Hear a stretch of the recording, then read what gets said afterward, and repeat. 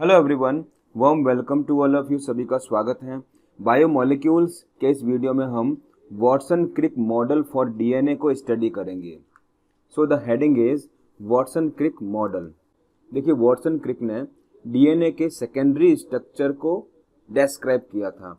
This model is called double helix model of DNA, और इनके इस मॉडल को double helix model of DNA कहते हैं। देखिए, आपके सामने डीएनए का सेकेंडरी स्ट्रक्चर का मॉडल गिवन है, जिसमें डीएनए डबल हेलिक्स है। ये फर्स्ट हेलिक्स हो गया है, ये सेकेंड हेलिक्स हो गया है, और ये हेलिक्स जो है 5th प्राइम से स्टार्ट होकर 3rd प्राइम तक रन करता है। और इसका सेकेंड हेलिक्स जो है, ये इसका एंटी पैरेलल है, जो 5th से स्टार्ट होकर 3rd तक रन करता है। दोनों स्ट्रैंड जो होते हैं वो एंटी पैरेलल वे में अटैच रहते हैं। अब देखिए, ये जो इमेज है सेकेंड नंबर, ये इमेज इतने पार्ट को एनलार्ज वे में दिखाया गया है। आपके सामने ये न्यूक्लियोटाइड्स हैं, जिसके अंदर हम कार्बन काउंट करते। देखिए, ये कार्बन नंबर 1 है, ये 2 है, ये 3 है, ये 4th है, और ये 5th नंबर कार्बन है। अगेन यहाँ पे देखिए, ये कार्बन नंबर 1 है, ये 2 है, ये 3 है, ये 4th है, और ये 5th नंबर कार्बन है। अब हम नेक्स्ट न्यूक्लियोटाइड के कार्बन भी काउंट करते हैं। तो देखिए, ये 1 नंबर कार्बन है, 2 नंबर है, ये 3 नंबर है, ये यहाँ 4th नंबर है, और ये 5th नंबर कार्बन है। अब देखिए, यहाँ पर भी ये 1 नंबर कार्बन है, ये 2 number, 3, 4th and 5th number carbon. अब देखिए, फर्स्ट रिंग का कार्बन नंबर 3rd जो है, वो नेक्स्ट रिंग के कार्बन नंबर 5th से फॉस्फोडाइएस्टर बॉन्ड की हेल्प से अटैच होता है। तो ये जो बॉन्ड है, ये फॉस्फोडाइएस्टर बॉन्ड होता है, और ये जो बॉन्ड्स हैं, इन बॉन्ड्स को हम हाइड्रोजन बॉन्ड कहते हैं। तो देखिए, दोनों स्ट्रैंड के बीच में यहाँ पर हाइड्रोजन बॉन्ड्स मिलते हैं। ठीक है, तो ये हाइड्रोजन बॉन्ड होते हैं, और इस बॉन्ड को हम फॉस्फोडाइएस्टर बॉन्ड कहते हैं। देखिए, फॉस्फोडाइएस्टर बॉन्ड जो होता है, फर्स्ट न्यूक्लियोटाइड के पेंटोज शुगर रिंग के कार्बन नंबर 3rd और सेकेंड न्यूक्लियोटाइड के पेंटोज रिंग के कार्बन नंबर 5th के बीच में यहाँ पर ये फॉस्फोडाइएस्टर बॉन्ड्स का फॉर्मेशन होता है, और दोनों स्ट्रैंड के बीच में हाइड्रोजन बॉन्ड्स मिलता है। नेक्स्ट देखिए, nucleic acid is a polymer of polynucleotide. देखिए, न्यूक्लिक एसिड का फॉर्मेशन बहुत सारे न्यूक्लियोटाइड मॉलिक्यूल के अटैचमेंट से होता है। तो न्यूक्लिक एसिड जो है वो पॉलीमर है, और इसको पॉलीन्यूक्लियोटाइड भी कहते हैं। नेक्स्ट देखिए, it is made up of 2 polynucleotide chains, so it is called as double stranded. देखिए, डीएनए का फॉर्मेशन जो होता है 2 पॉलीन्यूक्लियोटाइड चेन से होता है, और इन दोनों चेन्स के बीच में हाइड्रोजन बॉन्ड्स मिलते हैं, और इसीलिए डीएनए को डबल स्ट्रैंडेड मॉलिक्यूल भी कहते हैं। Both polynucleotide chains are anti parallel.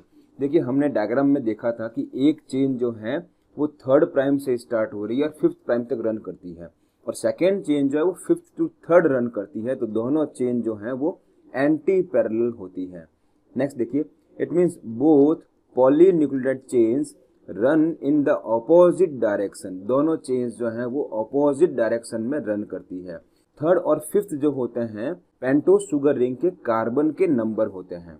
Next देखिए, the backbone is made up of sugar phosphate sugar chain. एक सिंगल पॉलीन्यूक्लियोटाइड चेन का फॉर्मेशन जो होता है वो फॉस्फेट बॉन्ड और पेंटोज शुगर के अटैचमेंट से होता है। नेक्स्ट देखिए, nitrogenous bases are projected more और लेस परपेंडिकुलर टू बैकबोन।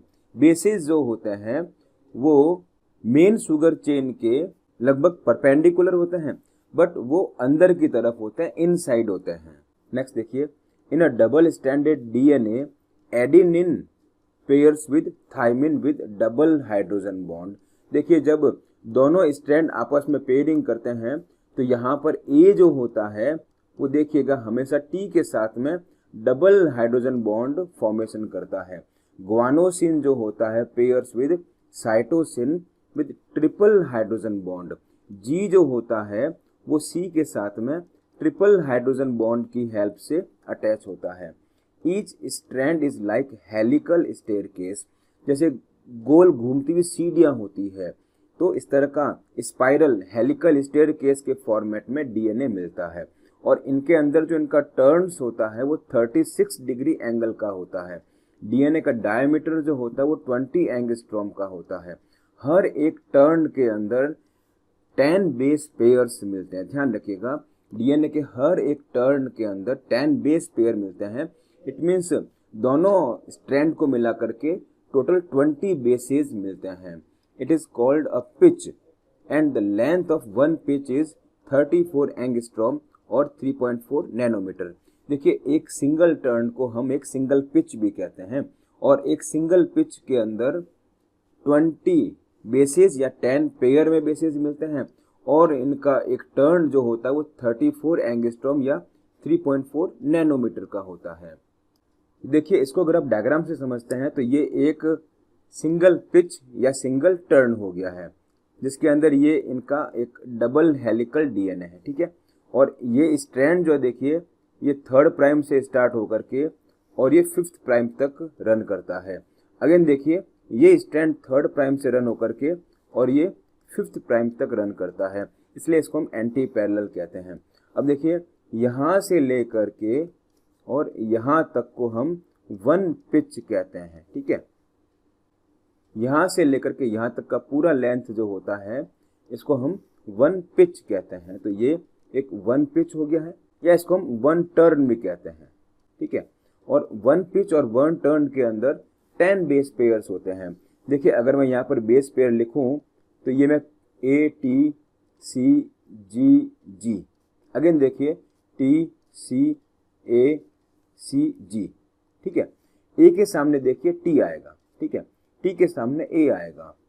तो इस तरह से पेयरिंग जो होता है, सी ऑलवेज पेयरिंग विद जी, जी के सामने सी आएगा, जी के सामने सी आएगा।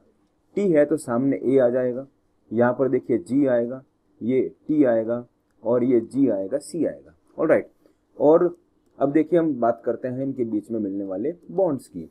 देखिए, ए और टी के अंदर डबल हाइड्रोजन बॉन्ड होते हैं, तो आपको ए और टी के अंदर डबल हाइड्रोजन बॉन्ड्स बनाने हैं, और सी और जी के अंदर ट्रिपल हाइड्रोजन बॉन्ड्स होते हैं। अगेन देखिए, सी एंड जी के अंदर ट्रिपल हाइड्रोजन बॉन्ड्स होते हैं। ठीक है, अगेन देखिए सी और जी है तो आपको यहाँ पर ट्रिपल हाइड्रोजन बॉन्ड बनाना है। अब देखिए, ये टी और ए है तो आपको यहाँ पर डबल हाइड्रोजन बॉन्ड। अगेन देखिए, सी और जी में आपको ट्रिपल हाइड्रोजन बॉन्ड्स बनाने हैं।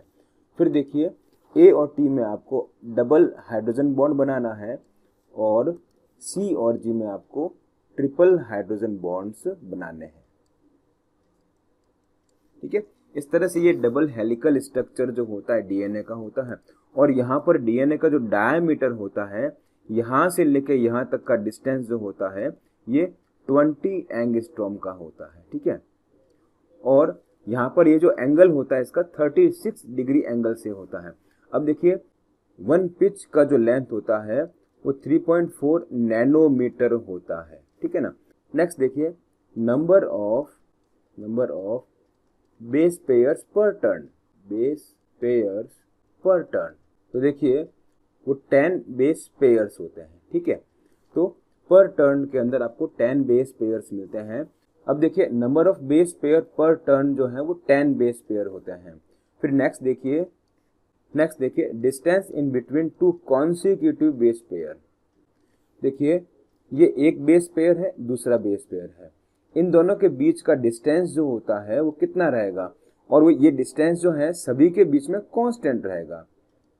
तो ये डिस्टेंस निकालने के लिए आप पर टर्न का लेंथ कितना है वो 3.4 नैनोमीटर है। इसको आप 10 से डिवाइड करेंगे तो आपके सामने दो नियरेस्ट बेस पेयर के बीच का डिस्टेंस आएगा, वो 0.34 नैनोमीटर होगा। ठीक है ना, या इसको हम 3.4 एंगस्ट्रॉम भी कह सकते हैं। तो देखिए, लेंथ जो है या तो 3.4 नैनोमीटर है, या फिर ये 34 एंगस्ट्रॉम के फॉर्म में भी इसको हम लिख सकते हैं। फिर नेक्स्ट देखिए, the distance in between two consecutive base pair is 3.4 angstrom और 0.34 nanometre.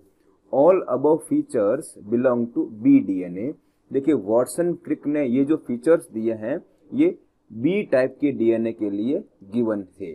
Thanks for watching, have a nice day.